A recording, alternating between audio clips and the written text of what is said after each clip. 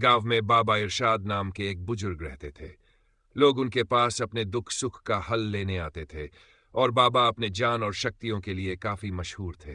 कहा जाता था कि बाबा इरशाद के पास ऐसी शक्ति थी जिससे वह लोगों के मन की छिपी हुई बातें जान लेते थे और उनकी मदद करते थे। एक दिन गांव में एक अजीब हालत में एक पागल आदमी आया। उसके चेहरे पर अजीब सी हंसी थी और कभी वह बिन वजह हंसता था तो कभी अचानक से रोने लगता था। उसकी हालत देखकर लोग उससे दूर ही रहते थे क्योंकि उसमें कुछ भयानक सा था। एक दिन वह पागल बाबा इरशाद के पास पहुंच गया।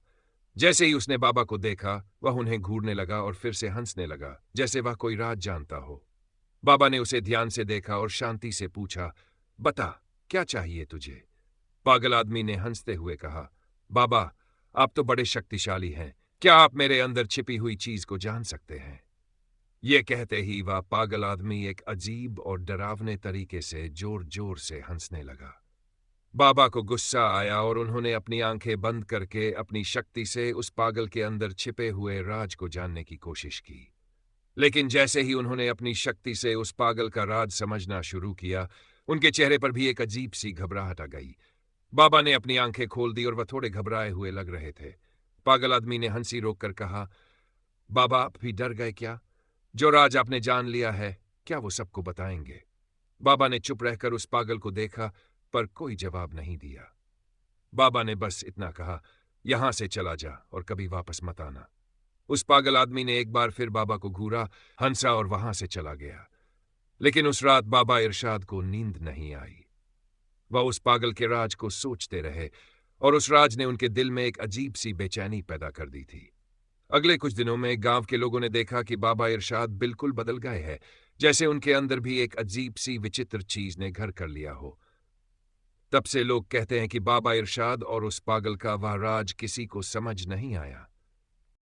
कहानी आगे बढ़ती है। बाबा इरशाद के दिल में उस पागल का रहस्य गहरे तक बैठ चुका था। वह दिन ब दिन खोए खोए से रहने लगे। गांव के लोगों ने महसूस किया कि बाबा अब पहले जैसे नहीं रहे। वह अब कम बोलते थे और गहरी सोच में डूबे रहते थे। उनकी आंखों में डर और बेचैनी साफ झलकने लगी थी। गांव वाले अब बाबा से मिलने आते, लेकिन वह किसी से ज्यादा बात नहीं करते। एक रात बाबा ने खुद को अकेला महसूस किया और यह तय किया कि वह अब इस राज को अपने अंदर नहीं रख सकते।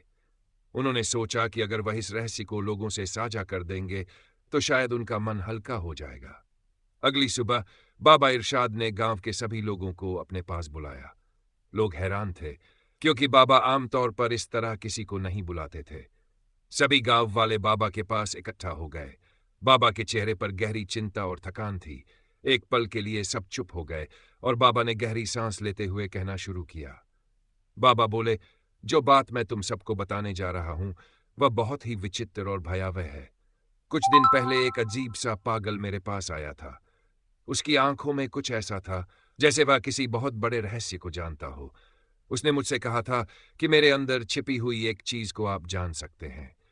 मैंने उसकी बात को गंभीरता से नहीं लिया, लेकिन जब मैंने अपनी शक्तियों का उपयोग कर उसके अंदर झांकने की कोशिश की तो जो मैंने देखा उसने मेरी आत्मा को हिला दिया।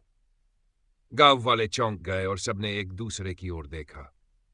एक बुजुर्ग ने पूछा, बाबा, आपने ऐसा क्या देखा? बाबा ने कांपती हुई आवाज में कहा, उस पागल के अंदर कोई आम आत्मा नहीं थी। वह इंसान नहीं था। उसके अंदर एक अंधेरा और भयानक साया था, जैसे वह किसी प्राचीन बुरी ताकत का प्रतीक हो।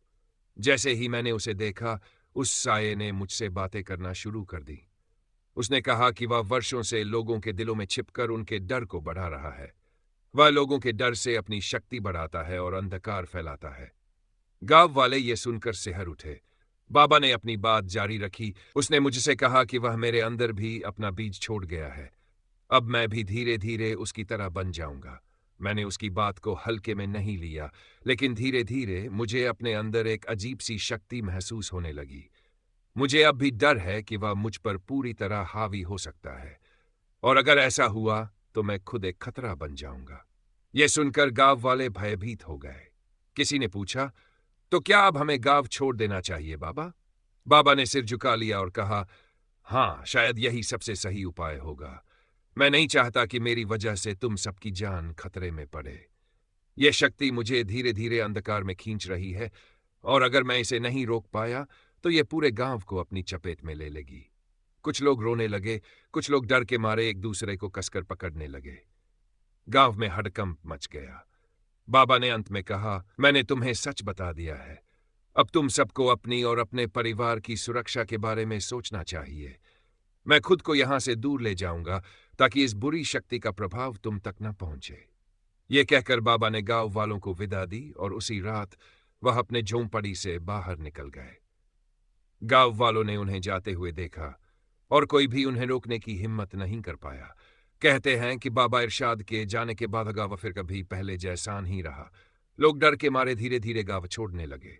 कुछ लोगों का मानना था कि बाबा के अंदर अब वह अंधेरा पूरी तरह से हावी हो चुका था और वह जातक दिशा में अपनी शक्ति को और बढ़ाने निकल पड़े। आज भी उस गांव में लोग बाबा इरशाद और उस पागल के भयानकर हंसी की कहानियां सुनाते हैं और उन दोनों की गूंज वहां के खंडहरों में आज भी महसूस होती है। इस तरह बाबा का वह राज हमेशा के लिए गांवों में एक काले साए की तरह